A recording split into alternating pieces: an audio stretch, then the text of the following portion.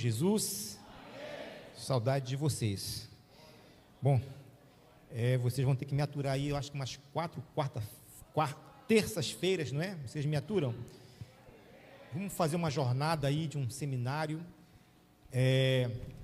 de apologética e eu conto com vocês. Para fundamentar a nossa série de estudos, vou começar agora, termina em setembro. Vamos abrir em 2 Coríntios, segunda carta de Paulo à cidade de Corinto, capítulo 10, versículo 3, 4 e 5, que será o nosso texto áureo de todas essas terças-feiras.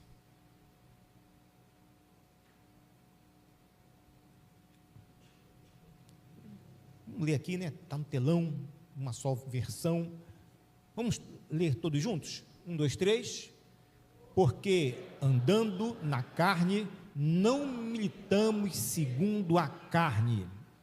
Próximo verso.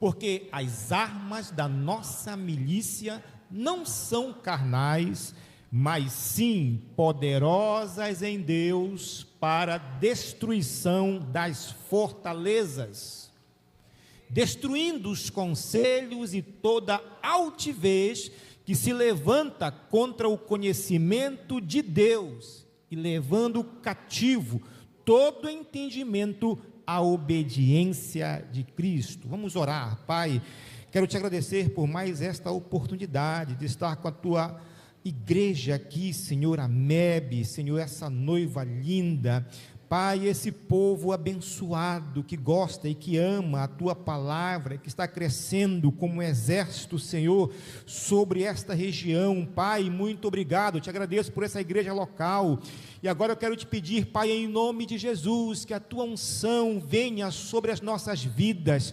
Abre, Senhor, os olhos dos nossos corações, do nosso entendimento, que possamos entender a Tua palavra com o nosso espírito, Senhor, e que o entendimento torne-se, Senhor, autoridade espiritual, para ministrarmos em nossas vidas, nas nossas casas, nas nossas famílias, Senhor, que todo entendimento seja trazido cativo à obediência de Cristo, Senhor. Me usa, tu sabes que o vaso é de barro, limitado, pequeno, mas, Senhor, tu és o Deus de toda a sabedoria.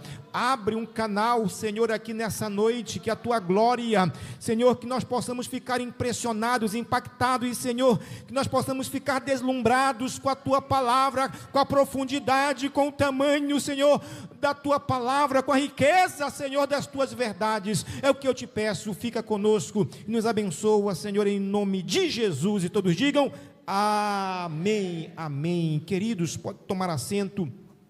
Vamos lá então, conto com a ajuda daquele varão lá de cima. Vamos passar então para o primeiro slide. É tudo no slide, diga amém.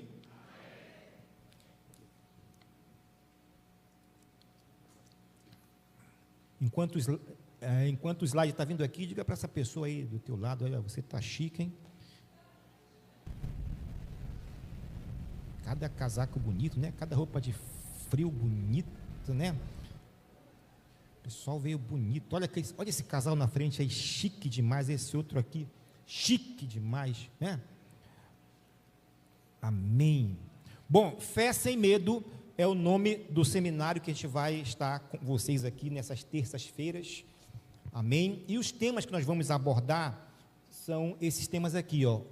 O Deus da Bíblia, os deuses desta era, é o nosso tema de hoje. Amém? A cultura woke e o evangelho liberal, terça-feira que vem, se Jesus não voltar. No dia 3, aliás, no dia 3 não, a terceira terça-feira é o movimento sexual pós-moderno e a Bíblia.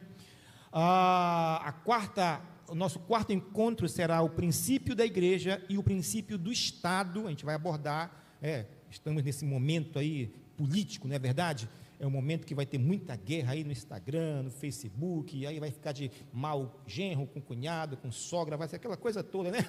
De 4 anos atrás, mas faz parte. Então a gente vai trazer luz bíblica sobre esse assunto, a igreja e o Estado. No dia 5, aliás, nosso quinto encontro será Jesus Cristo e o fim desta era. e o marxismo cultural e o neoliberalismo e o evangelho, vai ficar para uma próxima vez, ou então uma outra data, tá bom? Então, traga mais um, não perca essas terças-feiras, você que é jovem, você que é universitário, está fazendo faculdade, né? Tem lá aquele professor de filosofia, né, que quer descer pela goela abaixo uma cosmovisão ateísta, sem fundamento na razão, na lógica, na ciência. Então, é um tempo, eu creio que será um tempo para a gente pensar a nossa fé, fortalecer a nossa fé, tá? Nós precisamos fortalecer a nossa fé, e a fé se fortalece na verdade. Diga amém. Então vamos, né, aperte o cinto, vamos então caminhar. Vou aqui para o lado, pode passar, meu querido, pode passando. Bom, ideias, hoje a gente vai falar sobre Ele, o nosso Deus, quem é Ele e quem dizem que Ele é, amém? Há muitas ideias equivocadas sobre Deus. Próximo slide, querido. Bom, nós temos pelo menos 4 principais ideias sobre Deus que está vagando hoje aí na mente do povo, do mundo, que é o deísmo, tá bom? O deísmo é a ideia de que um Deus é a ideia de um Deus que criou o mundo, mas não interfere no mundo, e que é impossível conhecê-lo. Essa é a ideia deísta, ou seja, Deus criou o mundo, mas foi embora, não interfere, e é impossível conhecê-lo. Bom, essa ideia já foi descartada. No decorrer dessas terças-feiras a gente vai falar mais sobre esse assunto do deísmo aí, mas essa ideia não se sustenta mais, nem pela ciência, e nem pela história, nem pela lógica. Por quê, pastor? Porque no mundo há regularidade, repita, regularidade. Isso significa que o mundo precisa ser sustentado não só pelas leis que regem o universo, mas ele precisa que essas leis, esses movimentos, eles sejam regulares, nunca mudem. E há uma regularidade no universo que os cientistas chamam de constantes antrópicas, que fazem com que a rotação da Terra nunca mude, que a rotação dos planetas em volta do Sol nunca saiam da sua rota. Há alguém que sustenta esse universo, e esse alguém é o nosso Deus. Vale um glória a Deus? Bom, o panteísmo é a ideia o panteísmo ele é a ideia mais atual, está na moda hoje em dia. Um Deus panteísta é a ideia de que Deus é amoral, de que tudo é Deus e de que Deus está em tudo. Essa é a ideia, que Deus está em tudo. Deus está numa planta, Deus está Deus está aqui numa tampa de garrafa, Deus está numa árvore, Deus está numa borboleta, Deus está em tudo e tudo é Deus. E a Bíblia vai dizer completamente ao contrário. Deus criou o mundo e Deus não está na sua criação. A criação está separada de Deus. Deus não está nessa criação. Bom, essa ideia caiu por terra porque achava-se que o universo era eterno, sempre existiu, mas aí vem a astronomia moderna com um telescópio Hubble e descobriu que o universo ele é finito. Ele é grande, mas ele é finito. E ele está o quê? Ele está desacelerando. Nós estamos no universo, o universo começou no momento que ele foi criado, e ele está o quê? Desacelerando. Ele já estava mais rápido, agora está devagar, e vai chegar o momento que o universo vai desabar. Vai terminar essa ordem criada. Então o universo não é eterno. E se o panteísmo diz que Deus é o universo, porque o universo é eterno, a ciência descobriu que o universo não é eterno, então o panteísmo é errado. Vamos repetir? O panteísmo está errado. E aí nós temos o ateísmo, é aquela ideia de que não existe Deus. Então tem 2 tipos de ateu. Tem um ateu que acha que Deus não existe, que tudo veio de uma ameba, e que nós viemos do chimpanzé, certo? Bom, eu vim da terra, Deus criou Adão da terra, não vim do chimpanzé. E há o ateísta moral. O que é o ateísmo moral? É a pessoa que não quer acreditar em Deus, porque senão ela vai comprometer o comportamento moral dela. E existe o teísmo, é isso que nós somos. Nós somos, repita comigo, teístas. Teístas. Nós cremos que Deus criou o mundo, lidera e interfere moralmente no mundo. Quem crê assim, diga amém. Próximo slide, querido. Por favor, próximo slide. Bom, pode passar esse slide aí que eu vou esse mês eu falo sobre ele, que eu quero ganhar tempo com vocês, que as horas estão avançando. Bom, está aí o panteísmo. Quantos viram aqui o filme Avatar? Não minta não, você viu, levante a mão. Eu sei que você viu, não é? Você viu o filme, o Avatar, lá no meio, né, do filme, né?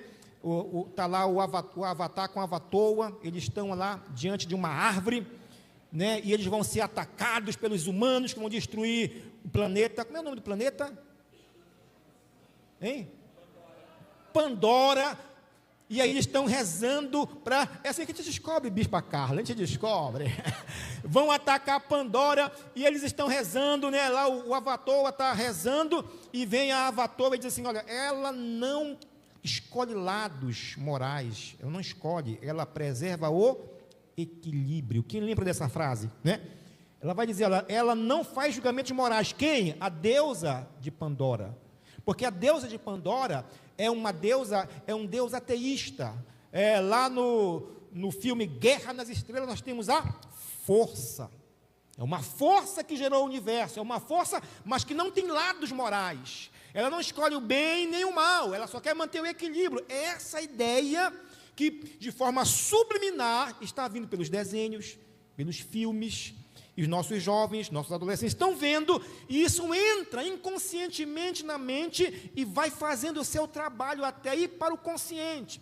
Então, toda mudança cultural não vem de uma vez, ela vem de forma subliminar, mudando paulatinamente a visão de uma geração. Então, no filme Avatar, isso é bem colocado, né? bem massificado, que o que importa é o equilíbrio. O que importa é o equilíbrio. Essa é a ideia do Deus panteísta. Vamos então caminhar mais um slide, por favor. Tá? Mas a Bíblia nos revela um Deus eterno. Vamos falar sobre Deus. Houve um tempo que não existia tempo e espaço e matéria. Houve esse tempo, né? E Deus não precisava criar esse mundo aqui, porque se Deus precisasse, e se Deus precisa de alguma coisa, Ele não é Deus. Deus é perfeito. Ele não precisava criar anjos, querubins, serafins, arcanjos, tronos, céu, Nova Jerusalém, Velha Jerusalém. Ele não precisava criar Adão e Eva, Ele não precisava nos criar. Mas por que Ele criou? Porque Ele quis, Deus desejou, e o desejo de Deus é legítimo. Ele desejou criar, e aí Ele cria, Ele nos cria, e o nosso conhecimento sobre Deus, e Deus vai se revelando então nessa palavra, historicamente, e o que essa palavra revela é que esse Deus que nos criou, Ele tem atributos, repita, atributos, que são divididos em atributos transferíveis e atributos intransferíveis. Bom, os atributos intransferíveis são onipotência, Deus é onipotente, sim ou não? Então não pode ter dois deuses onipotentes. Se tiver dois deuses onipotentes, acaba que nenhum dos dois é Deus. Então, a onipotência de Deus, Ele não pode transferir para nenhum ser criado, só Ele é onipotente. Deus é onisciente, sabe todas as coisas. Então, a onisciência de Deus, Ele não pode transferir para outro ser, senão, não pode ter dois oniscientes. E Deus é onipresente, Ele não pode transferir a sua onipresença para outro ser criado, senão acaba que vai ter dois onipresentes. E se tiver dois onipresentes, nenhum dos dois é. Esses são os atributos intransferíveis de Deus: onipotência, onipresença, onisciência, santidade, sabedoria, aliás, a sua eternidade. Ele nunca existiu, Ele nunca teve começo e nem fim. Tudo que existe, anjos, tronos, majestades, querubins, serafins, teve um começo. Deus não teve começo nem fim, Ele criou o tempo. E hoje eu quero tratar com vocês sobre a harmonia entre os atributos de Deus. Veja, Deus tem um atributo da justiça, Ele é justo. Não são só esses, são mais de, só conhecidos teologicamente, mais de 60 atributos. Não dá aqui, senão tinha que ter telão para lá e telão para cá. Não dá aqui, né? Aí é outra campanha, ano que vem o bicho vai colocar mais telão aqui. Mas olha só, os atributos de Deus, eu coloquei aqui só os necessários para hoje, para a gente entender o seguinte, né? Eles são, por que eles estão todos retos aqui? Porque eles são equilibrados. Nenhum atributo está acima do outro. Existe uma harmonia nos atributos do nosso Deus, diga glória a Deus. Então, existe uma harmonia entre o amor de Deus e a sua justiça, entre a sua justiça e a sua fidelidade, entre a sua fidelidade e a sua impassibilidade, entre o seu amor e a sua onipresença. Existe uma harmonia. Deus, pastor, não estou entendendo bem o que o senhor está dizendo. Vejamos, né? Vejamos que, pense numa mãe, uma mãe que ama o seu filho, né? Seu filho de 10 anos, ela ama tanto, André, o filho dela, que o filho dela, mãe, me dá uma moto. Ela tem dinheiro para comprar uma moto? Eu quero uma moto, mãe, eu quero muito ser feliz, eu quero uma moto. E a mãe vai lá, compra uma moto e dá para o filho dela, de 10 anos de idade. Uma CB 400 é da minha época, né? Hoje em dia tem outras marcas. Isso nem fabrica mais, né? Que furo, hein? E agora todo mundo vai saber que eu sou velho. Ela compra, diz uma, não, me ajuda aí, uma marca de uma moto nova de hoje, uma Yamaha, qual é? Uma Honda, thank you very much, uma Honda 150, dá para o garoto. Isso significa o quê? Que a bondade da mãe está acima da sua responsabilidade. Entendeu? A bondade dela é tão grande que ela chega a ser irresponsável a dar uma moto. Isso é o quê? Atributos desajustados. Pensa num pai que ama tanto um filho, mas o filho está metido aí com coisa ruim. Ele sabe disso. E o filho comete um crime, se esconde em casa, a polícia bate lá e o pai vai mentir. Não, meu filho não está aqui. Ou seja, o amor desse pai é tão grande pelo filho que ele sacrifica a sua justiça. Ele chega a ser injusto por amor ao filho. É isso que não acontece em Deus. Deus, Ele é fiel. Lá em Malaquias 3:6 diz, porque eu, o Senhor, não mudo. Em Tiago 1,17, Tiago vai falar que em Deus não há sombra de variação, Deus não muda, Deus é o mesmo, nada pode fazer Deus mudar. Deus, Ele age conforme, em consonância, em equilíbrio com todos os seus atributos. Deus não sacrifica a sua justiça pelo amor, não sacrifica o amor pela sua fidelidade. Então, todos os problemas heréticos, de heresias, de entendimentos errados, a base está aqui. Quando se coloca um atributo de Deus acima dos outros e se valoriza o amor acima da justiça ou a fidelidade sobre todos os outros atributos. Quem está entendendo, diga amém. O próximo slide, por favor, querido.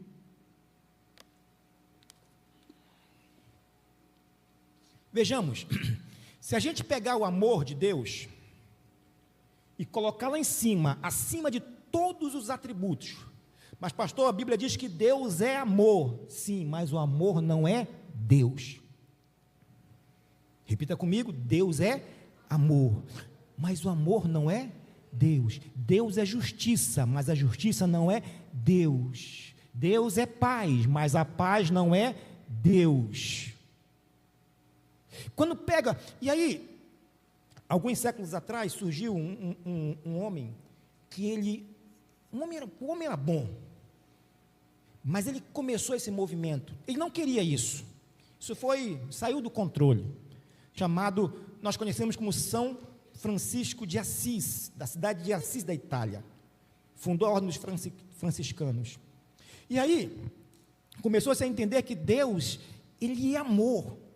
E o atributo principal de Deus é amor. E colocou o amor acima de todos os outros atributos. Então, se por amor, por Deus amar, né, isso criou o ecumenismo atual. Qual é o pensamento ecumênico? Deus, Ele ama tanto a humanidade, as civilizações, os povos.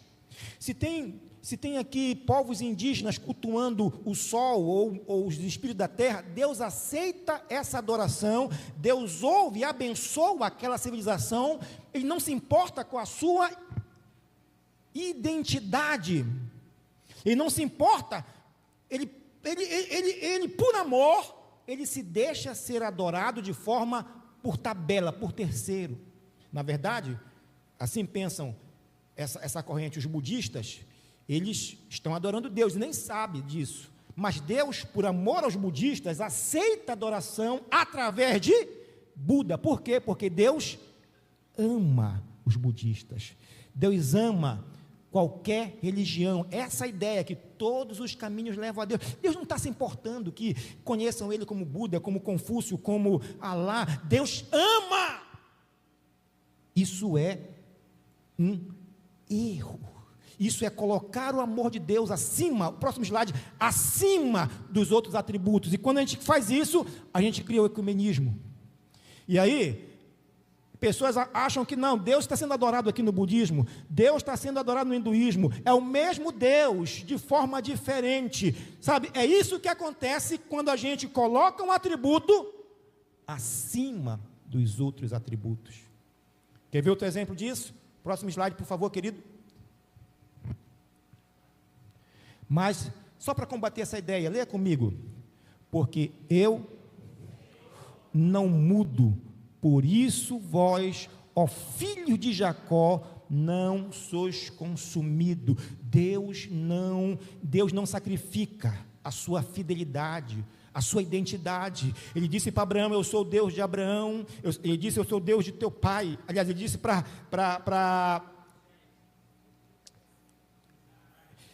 Moisés, obrigado, querido, o HD, obrigado, professor. Ele disse para Moisés lá na sarça, Moisés, eu sou o Deus de Abraão, teu pai, de Isaque e de Jacó. Deus tem nome, o seu Deus tem nome, Ele atende pelo nome dEle, Ele tem nome. Deus não se deixa ser adorado ou buscado por uma outra entidade, Ele não se corrompe, Ele é fiel a si mesmo. Próximo slide, por favor. Please. E então, o que diremos? Acaso Deus é... obrigado, deixa aí. Vamos ler isso aqui? Jesus falou em João 10, 35 e 36. A Escritura não pode falhar. Guarde esse texto. A Escritura não pode falhar. O próximo slide, por favor, querido. Ok. E então, o que diremos? Acaso Deus é injusto? De maneira nenhuma, pois Ele diz a Moisés, terei misericórdia de quem eu quiser ter misericórdia, e terei compaixão de quem eu quiser ter compaixão. Guardou isso aí? O próximo slide, vou explicar agora. Veja, existe esse atributo aqui da impassibilidade de Deus. O que é impassibilidade? Se você for aqui, né, no calçadão de Bangu, ou lá em Campo Grande, e ver lá uma criança passando fome, uma mulher grávida, para você vai dar, se você tiver dinheiro, você vai dar para essa pessoa. Por quê? Porque a gente se comove. Sim ou não? Outras pessoas se comovem mais com as outras, mas a gente sempre, né, se comove. Tem gente que tem um coração aguado, né? Tem gente que até chora, porque nós somos passíveis a influências externas. Qualquer coisa ao nosso redor pode ou nos chatear ou nos comover. Deus não. Nada fora de Deus comove Deus. Nada fora de Deus obriga a Deus a agir. Ao contrário de nós, qualquer coisa fora de nós nos obriga a agir. A gente pode ficar com raiva de repente, é só levar uma fechada. Né? Aí o velho homem que, né, sabe nadar, ele quer voltar, velho homem, sim ou não? Né? Qualquer coisa. Né? Eu amo pastel chinês, aqueles que vendem lá no centro da cidade, aqueles pastel chineses. Às vezes eu nem quero comer aquilo, mas eu passo, está lá naquela... Jesus, né? Vocês estão rindo, né? Mas vocês vão no shopping, né? Não precisa daquele sapato, né? E vê lá, me diz assim, eu quero. Não é verdade, sim ou não? A gente é influenciável. Deus não. Nada fora de Deus influencia Deus. Deus só age pela sua vontade. Ele diz para Moisés, terei misericórdia de quem eu quiser ter misericórdia. Vou me compadecer de quem eu quiser. Deus só está sujeito à vontade dele. Não adianta fazer fogueira santa, fogueira meia santa, não adianta subir monte, não adianta que se Deus não quiser, Ele não vai fazer. Ele só está sujeito à sua vontade. Ninguém obriga Deus com campanha, com voto, com nada. Se Ele responde, é por bondade, é por misericórdia, é por graça, porque Ele é um Deus que é bondoso, é um atributo, mas Ele só está sujeito à sua vontade. E aí, se eu pego, por exemplo, o que é que acontece se eu pegar a onipotência de Deus e colocar acima de todos esses atributos aqui? Pensa, vou dar um aqui, faz de conta que eu sou um homem muito rico. Oh, Jesus. Né? Oh, Jesus. E aí eu tenho uma casa. Aí eu chamo um pintor de manhã, vai pintar minha casa. Quanto é que é? É tanto, toma aqui, te pago adiantado. Pá. Eu quero de verde, ele vai e pinta. Né? Ele está lá pintando, aí 10 horas eu vou com outro pintor. Cara, vai lá em casa e pinta minha casa, eu quero de vermelho. Quanto é que é? Está aqui, eu pago, vai lá. Meio-dia, eu encontro outro pintor, vai lá, pinta de azul. 3 horas, vai lá, eu contrato 5 pintores num dia e pago e dou a tinta e mando lá. E aí um está pintando, o outro, olha, o patrão mandou trocar a tinta, o outro não, tudo bem, então, o patrão, e fica. Eu posso fazer isso? Não perguntei se eu devo, perguntei se eu posso fazer. Posso fazer? Por quê? Porque a casa é minha e porque eu tenho dinheiro. Mas o que é que isso denota do meu caráter? Hein? Pode falar.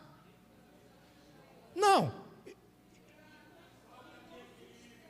Falta de equilíbrio. O que mais? Inconstância. Mas tem uma coisa mais grave. Mas tem uma coisa mais grave, descontrole. Tudo tão certo. Tem uma coisa mais grave aí. Eu sou confiável. Próximo slide, por favor. Isso é o Islã. Na Surata 3, que é o capítulo do Alcorão, está escrito, isso aqui está falando com Mohammed, e ele te revelou, ó Mohammed, o livro, paulatinamente, com a verdade corroborante dos anteriores, assim como havia revelado a Torá e o Evangelho. O Alcorão, ele vai dizer que a Torá é a verdade revelada por Deus, e que depois Deus revelou o Evangelho. O Alcorão vai dizer que Jesus é um verdadeiro profeta, e que todas as palavras de Jesus são verdadeiras, está no Alcorão. Eu tenho 2 Alcorão em casa. Mas o que é que o Islã vai dizer? Bom, tudo que Deus falou aqui com Moisés foi verdade, mas ninguém cumpriu, então Deus enviou Jesus. Mas também Jesus falou e ninguém cumpriu, mataram ele. Agora Deus enviou Mohammed, enviou Maomé com o Alcorão. Mas vem cá, Mas, como assim? Alá fez isso porque Alá é onipotente, Ele pode fazer isso, mas Jesus não falou que Ele era o caminho, a verdade, a vida. Sim, Ele era, naquele momento, se o povo tivesse aceitado, mas agora não, foi rejeitado. Agora Alá mandou Maomé. Por quê? Porque Alá pode, Ele é todo poderoso. Você compreende como o Islã coloca, ele eleva o atributo da soberania e mata o atributo da fidelidade de Deus. Isso é o Islã. Deus pode tudo. Deus pode fazer qualquer coisa. E tem muita gente operando nessa ideia. Deus pode. Se eu estou sendo usado, é porque Deus está comigo. E se Deus está comigo, eu estou certo.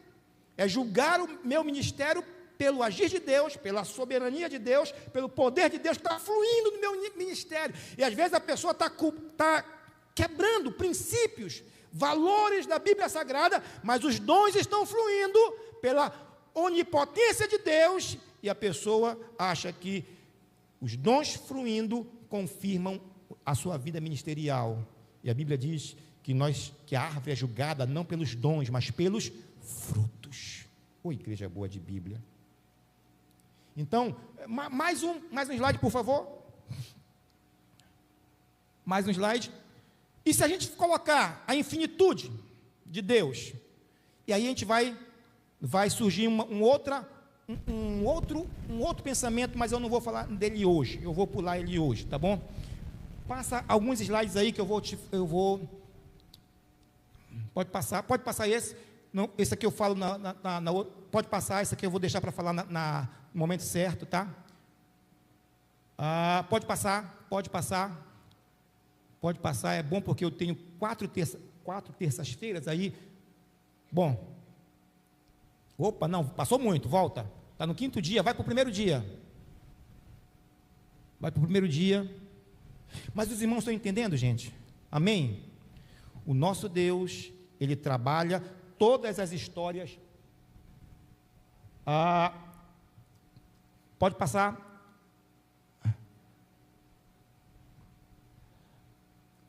Pode vir passando aqui. Isso. Pode passar. Vem, filho, pode passar isso. Pode passar, depois eu vou voltar aí. Pode passar. Tá bom, deixa aí, tá bom? Deixa aí. Não se preocupa que tudo que passou a gente vai falar nessas terças-feiras. Mas o que é que eu quero deixar para vocês é o seguinte: quantas histórias tem aqui nessa Bíblia? Dezenas. Noé, Abraão, Isaac, Jacó, Ruth, Noemi, Davi, os profetas.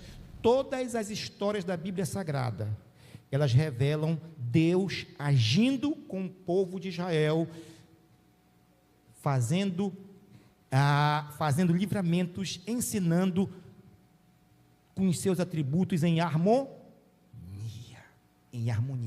Deus não coloca os seus atributos em choque.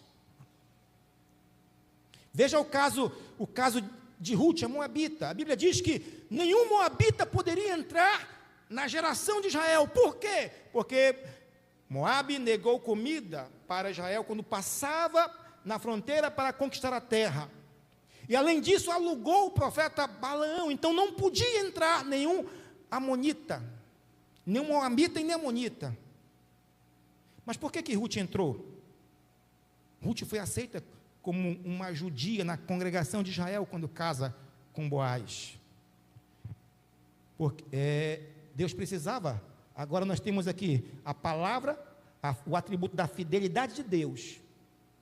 Deus é fiel, sim ou não? Mas também Deus é justo. Ele é justo. Em Gênesis 12 está escrito: abençoarei os que te abençoarem, e amaldiçoarei os que te amaldiçoarem. Ruth era moabita, não podia entrar na congregação de Israel, mas ela abençoou Noemi, que era judia, atravessou o deserto com a sua sogra, sacrificou a sua vida, deu a sua vida em vida pela sogra. E aí Ruth agora entra para a congregação de Israel, porque ela se encaixa em Gênesis 12, ela abençoou. E a palavra diz: abençoarei os que te abençoam.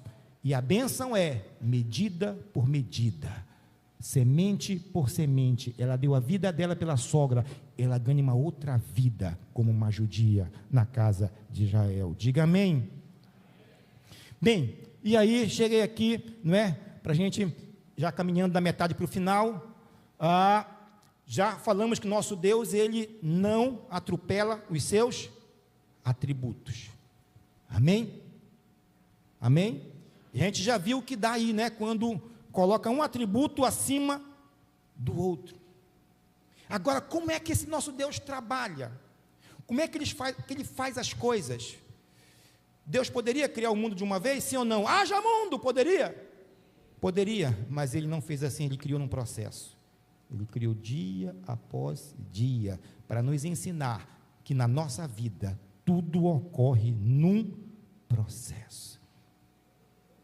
Diga para alguém do seu lado aí, se você quiser dizer, olha, calma, tenha calma. Uma coisa de cada vez. E esse processo ele ocorre debaixo e fundamentado em princípios. Diga princípios. Pastor, o que é um princípio? Princípio é algo que você precisa daquilo para chegar, para conseguir uma outra coisa. Por exemplo, para fazer comida, você precisa do fogo, né? Sim ou não? Sem fogo você não faz café, você não faz um feijão, sim ou não? Então o fogo é um princípio. Você quer ficar limpo, se lavar, você precisa o quê? De água. A água sem água não tem limpeza. Deus trabalha com princípios. Amém? Vou falar no decorrer dessas terças-feiras sobre o princípio da igreja, porque tem muita gente pensando aí que a igreja não é mais necessária. Você pode ser cristão em casa, com a sua família. Não, a igreja é um princípio. Você pode sobreviver sem a igreja, mas você jamais alcançará o teu potencial na tua chamada sem o princípio da igreja. Mas isso é uma outra terça-feira. Tá bom? Então Deus ele diz assim: haja luz, não é? Gênesis diz: no princípio criou Deus os céus e a terra era sem forma e vazia, e as trevas cobriam o abismo. Já existia o mal, já existia Satanás, já existiam os anjos. Nós estamos agora num outro período da história. Essa terra, ela já foi habitável, já foi linda, já foi maravilhosa, é uma outra era. Algo aconteceu e essa terra veio a ser sem forma e vazia. E Deus começa um novo projeto, porque o nosso Deus é um Deus de recomeços. Diga, Deus é um Deus de recomeço. Tudo tem jeito. Não tem jeito para a morte, né, bispo Davi? O senhor está aí, bispo. Fala para alguém, tudo tem jeito, tem jeito. Ainda dá. Aleluia. Dá sim. E aí, nós estamos no mundo da imanência. A terra está um caos, mas o Espírito Santo está pairando sobre esse caos. Porque Deus é soberano. Porque o mal não é soberano, Deus é soberano. O inferno não é soberano, Satanás não é soberano, os demônios não são soberanos. Só Deus é soberano sobre o universo. Só Deus é soberano sobre o inferno, sobre Satanás, sobre os anjos. Só Deus é soberano. E ele vê o anjo, ele vê o Espírito está pairando, está chocando, está tomando conta do caos. A terra está um caos, mas Deus está tomando conta desse caos. Por quê? Porque Deus tem um plano sobre esse caos. E no dia certo, no tempo certo, Deus se levanta para recriar, para recomeçar. E Deus vai dizer: haja luz. E houve luz. E Deus fez separação entre luz e trevas. Se você pegar no hebraico original, não vai dizer primeiro dia, segundo dia, terceiro dia, quarto dia, quinto dia, sexto dia da criação, não. No hebraico original diz dia 1, e depois vai então, segundo dia, terceiro dia, quarto dia, mas é dia 1, porque esse dia é um dia da eternidade. Não tem teólogo que possa explicar isso. O que nós sabemos que nesse dia, Deus segrega o inferno. Ele separou luz das trevas. Essas trevas ele não criou. Está lá em Gênesis 1. Ele diz, haja luz. E ele separou luz as trevas já estavam lá.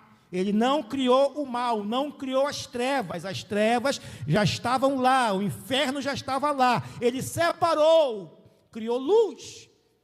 Luz é sinônimo, é símbolo da verdade.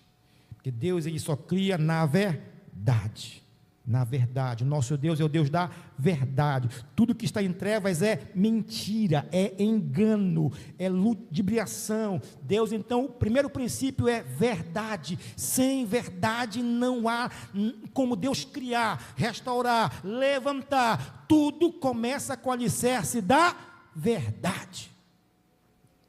Haja luz. E aí, primeiro dia. O segundo dia, por favor, querido, o próximo slide. Dia 2, agora sim, o segundo dia. Aí Deus separa. O mundo está só água, é uma aguaceira, e ele separa as águas líquidas das águas gasosas. Ele faz a atmosfera da terra. Ele separa. E aí vem o segundo princípio de Deus. Deus é um Deus de separação. O diabo ele divide. Porque o que é dividir? Dividir é quando você pega coisas da mesma substância, Você divide, pega um pão, cortou no meio, você fez uma divisão. Separação é separar coisas de substâncias diferentes. Deus é um Deus de separação. Ele nos convida a sermos separados.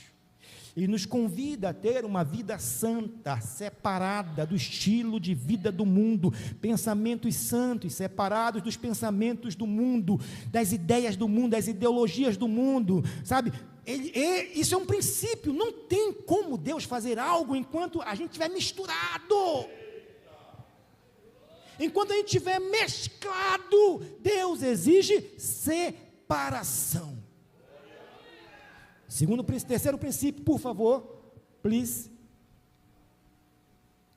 E aí no terceiro dia, ele dá uma voz, que é o princípio da vida. Ele diz assim, que a terra suja, a terra estava debaixo das águas, as águas cobriam a terra. E aí, a terra surge das águas, bispo. Eu queria estar lá para filmar assim, já pensou? As águas surgem, surge a vegetação, surge as árvores, surgem, toda a vegetação, toda a flora, fauna, flora. Fauna, Flora. Eu sei que uns animais, outros as vegetais. Flora. Nome até nome de sogra, Flora. Surge a flora. Que dia é esse? Vida vegetal, terceiro dia. A terra estava embaixo, estava morta. Ela surge com vida. Que dia é esse? Terceiro, que é o dia da vida. Diga, dia da vida. É o princípio da vida. Jesus ficou no sepulcro 3 dias. Paulo ficou cego 3 dias. Se você for para a Bíblia, você vai ver o número 3 ligado à vida. Princípio da vida. Deus só trabalha com vida. Deus não aceita morte. Deus não usa mortos. Quem se inclina para a carne, se inclina para a morte, porque a carne produz morte. A inclinação da carne é morte, mas a inclinação do Espírito é vida e paz. Próximo slide, por favor, querido. Quarto dia, Deus estabelece a ordem. Tudo isso são princípios que hoje as ideologias estão combatendo, não querem. Por isso que eu estou começando com vocês hoje, ensinando, não se ensina o bem pelo mal. Repita comigo, não se ensina o bem pelo mal. Houve um grande homem de Deus, ele foi grande, ele foi liberto do satanismo. O bispo Davi conheceu ele, foi liberto do satanismo. Ele escreveu livros e livros sobre o satanismo, e ele tinha uma ideia: eu vou alertar a igreja ensinando como o mal trabalha, ou seja, ele quer ensinar o bem pelo mal. Não é bíblico.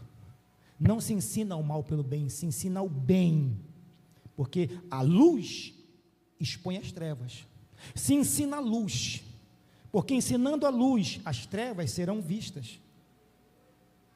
O quarto dia é o dia da ordem, das hierarquias de competência. Deus criou a lua para governar a noite por 12 horas, e criou o sol para governar o dia 12 horas. 12 é o número do governo. O Senhor colocou 12 tribos, cabeças de Israel, 12 apóstolos do Cordeiro. O 12 é o número da ordem, da hierarquia. Há uma ideia aí que todo mundo é igual. Sim, todo mundo, todo ser humano é igual diante de Deus em relação à sua humanidade, mas todos somos diferentes na nossa funcionalidade, na nossa história, no nosso papel, na nossa posição. Todos nós temos um chamado de Deus, todos nós temos um dever que Deus, algo que Deus te deu e só você pode desempenhar. Mas isso tem que ser desempenhado dentro de um ambiente de ordem. De ordem.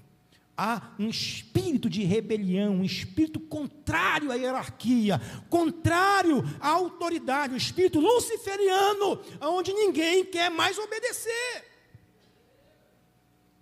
Deus criou no quarto dia, porque a ordem sustenta a vida. Se não tiver ordem, toda vida que flui da desordem, ela perece, não se sustenta, bispo, cai. Sem ordem, como diz a bandeira do Brasil, não há progresso. Caminhando para o final, né, eu tenho 8 minutos, não vou passar do horário, diga amém. O próximo slide, por favor. Quinto dia. Esse é o princípio da delegação divina. Não me pergunte, que eu não vou saber responder. Eu só sei que Deus não criou nada morto. Deus não cria morte. Tudo no universo tem vida. Agora, esse tipo de vida, bispo, só Deus sabe. Não cabe a nós. Mas a terra tem vida. Os mares têm vida. Deus disse: produza as águas. Deus deu ordem para as águas. Produz as águas, seres viventes. E aí, no quinto dia, as águas produziram os peixes e produziram as aves. Você pode reparar que as aves, né, é uma diversificação dos peixes. Os peixes têm escama e as aves têm penas. Os peixes têm barbatanas e as aves têm asas. O peixe tem carne branca, um pouco sangue, e as aves têm o quê? Carne branca. Os peixes se reproduzem colocando ovos, e as aves, por quê? Porque quem originou os peixes foi o mesmo que originou as aves, foi o mar.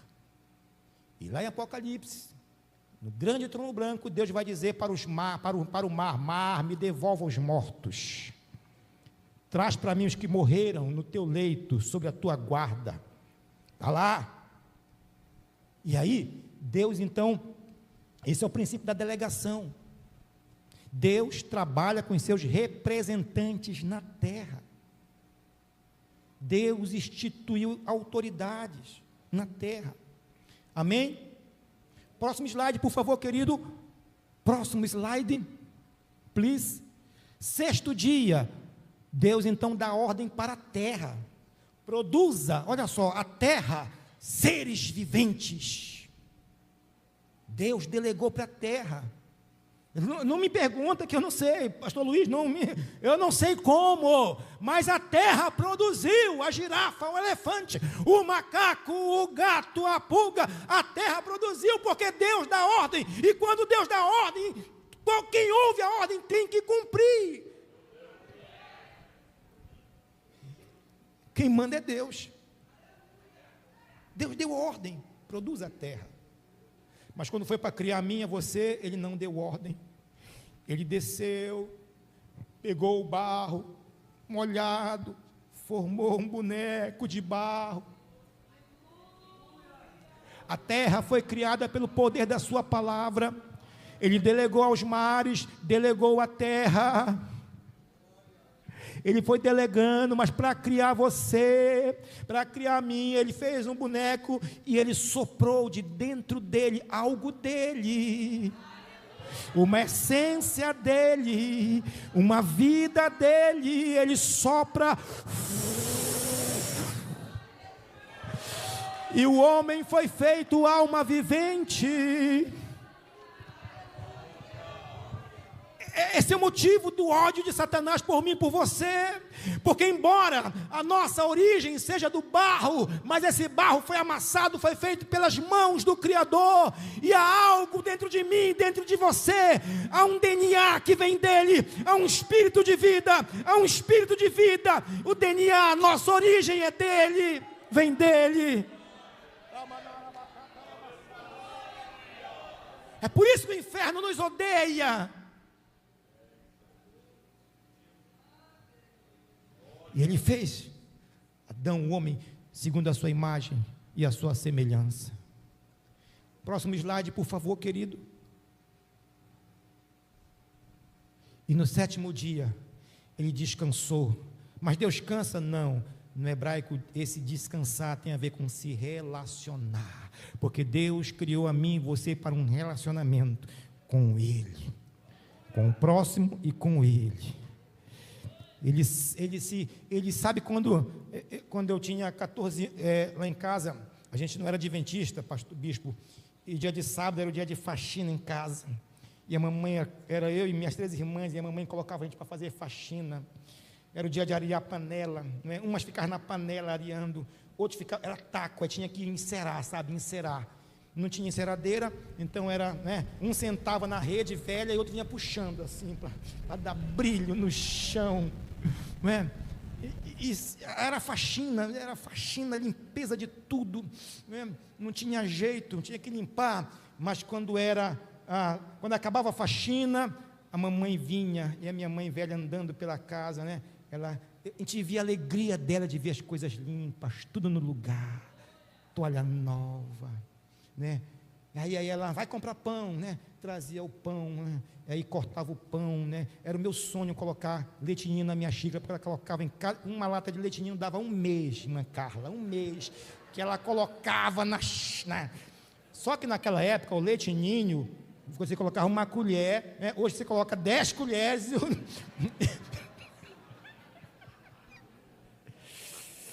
Mas ela entrava em comunhão com a limpeza, com o ambiente. Foi isso que ocorreu no 7º dia. Deus entrou em comunhão com a sua criação, e Deus disse: é muito bom, isso é muito bom. Ele não precisava, mas ele quis criar para ter um relacionamento, para se revelar para as suas criaturas. Esse é o nosso Deus. É um Deus que ama, é um Deus que pensa, é um Deus que decide. Ele é uma pessoa, não é uma força amoral. Ele é uma pessoa que se relaciona, que fala, que avisa, que livra, que abençoa, que consola. É esse Deus pessoal que as novas ideologias querem matar. Não, Deus é uma força geradora. Não, Ele é uma pessoa que nos criou para um relacionamento. Próximo slide, querido, por favor, please. O próximo slide. Bom, então, olha como é que ele trabalha. Pastor, eu vou trazer, eu não trouxe meu laser, tá?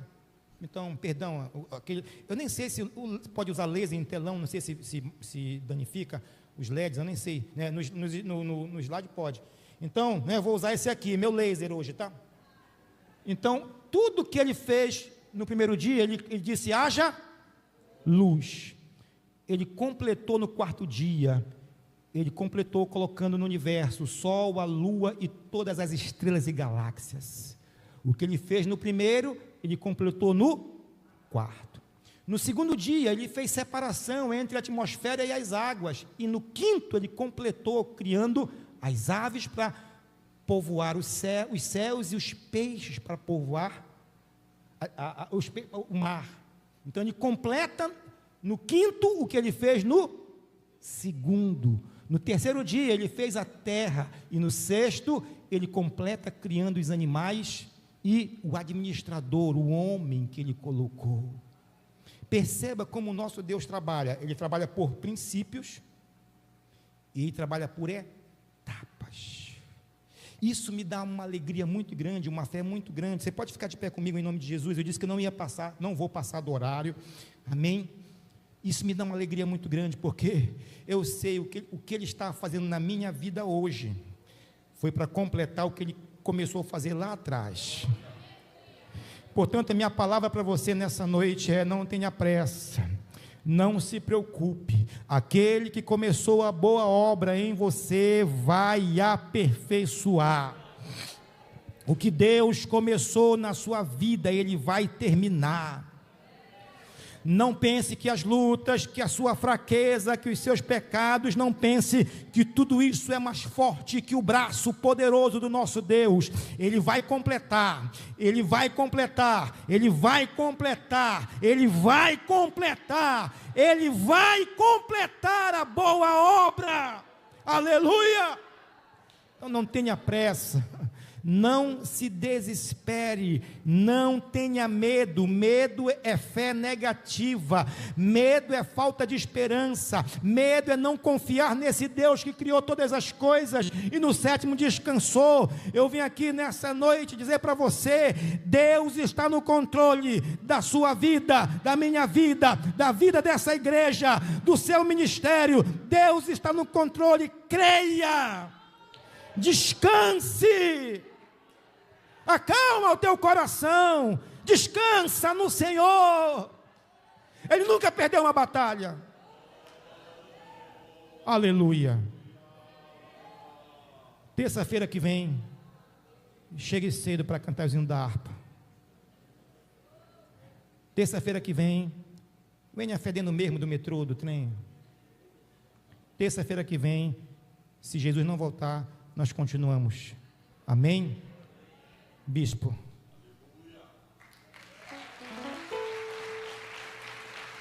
Obrigado, meu irmão do slide aí.